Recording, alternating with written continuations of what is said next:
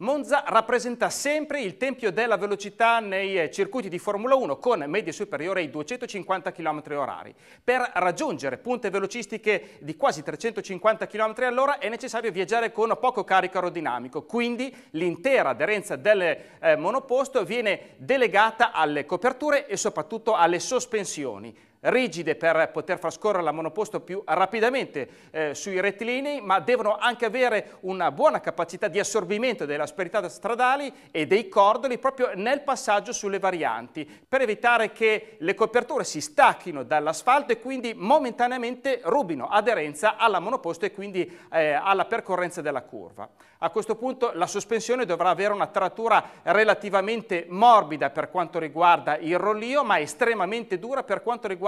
il beccheggio e quindi l'affondamento della monoposto, per assicurare quindi una altezza dal suolo particolarmente costante in frenata, che assicura quindi un assetto aerodinamico costante, ma soprattutto anche in fase di accelerazione, quando la monoposto tende ad alzare il muso e quindi a ridurre l'incidenza aerodinamica del profilo anteriore, quindi generando un possibile sottosterzo.